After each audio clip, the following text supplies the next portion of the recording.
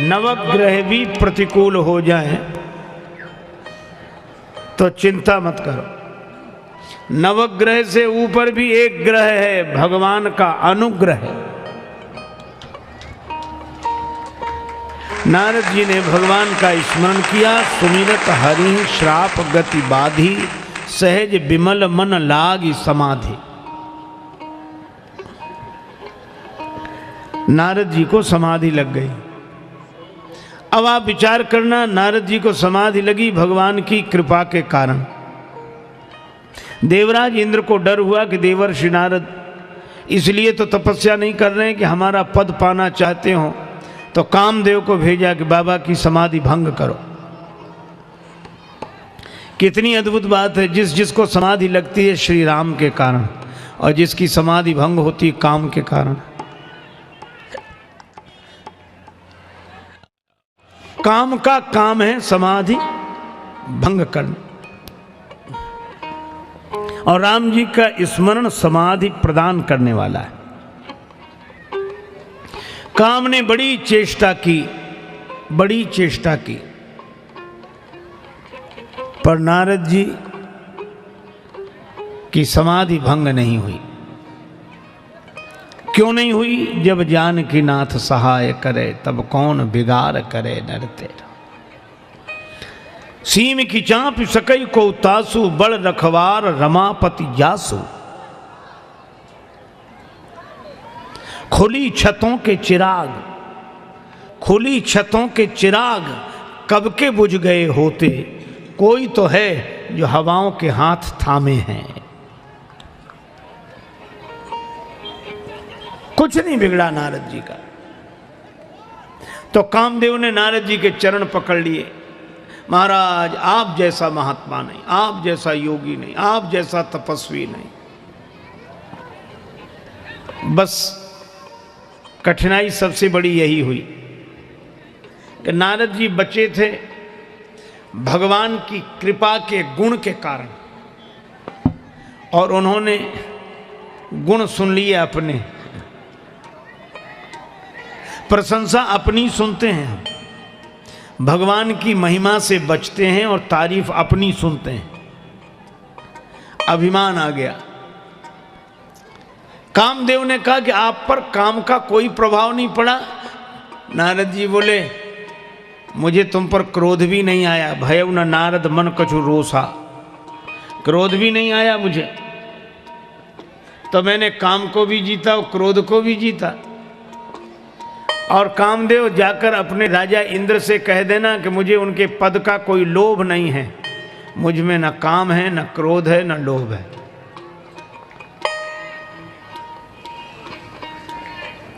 ऐसा अभिमान मन में आया, मुझ में न काम, न क्रोध, न लोभ।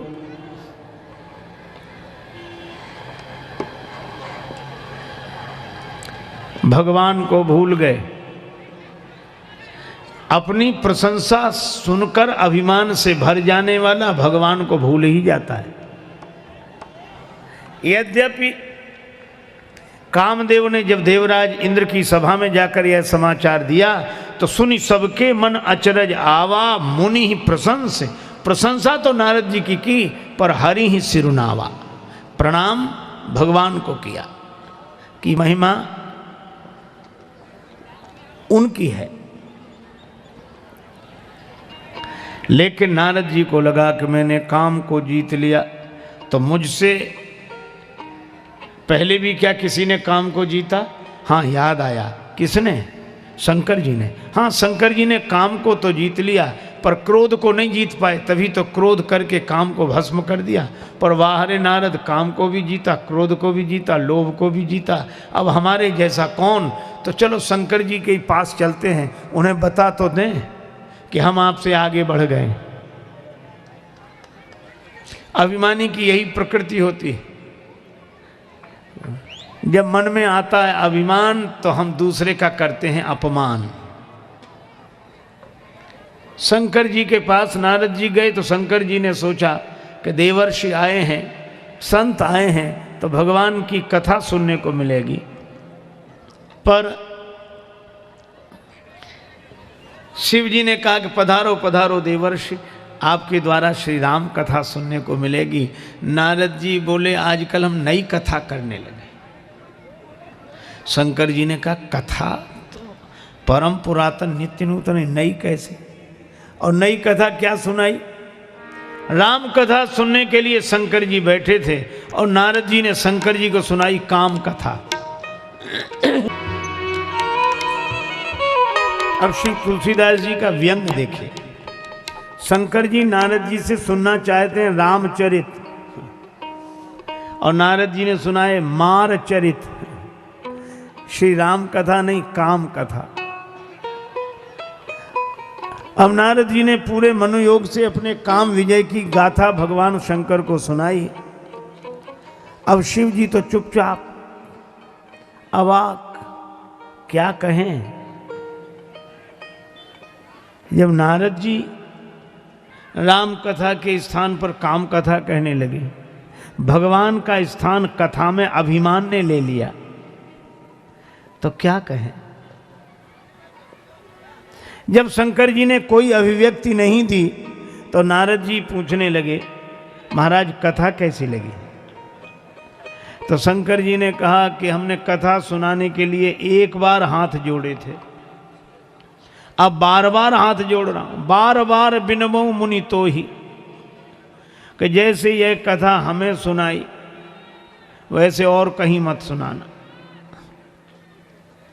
नारद जी बोले और किसी सुनाना, भगवान को छोड़कर तो हमें और किसी से मतलब है नहीं। हाँ उन्हीं को मत सुनाना। तिमि जनि हरि सुनाए कब हूं। नारद जी बोले वैसे तो नहीं सुनाएंगे, अगर चर्चा चल जाए तो।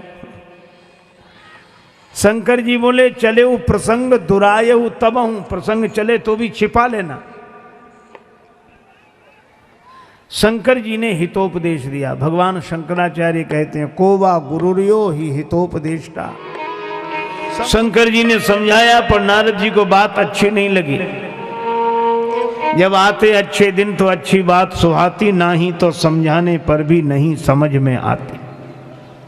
भगवान की इच्छा। नारद जी को लगा कि ये कहते हैं कि भगवान को मत सुनाना यह कथा, विष्णु भगवान को काम विजय की गौरव गाथा मत सुनाना। हमको क्या मतलब जो भगवान के पास जाए, अब तो भगवान हमें बुलाएंगे। हमने जो कीर्तिमान स्थापित किया किसी ने किया? काम क्रोध लोभ तीनों पर विजय प्राप्त कर ली। अब नारद जी सोच रहे थे कि भगवान की ओर से निमंत्रण आएगा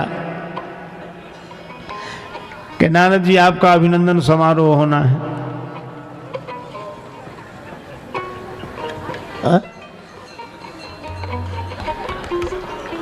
भगवान ने कोई खबर नहीं ली।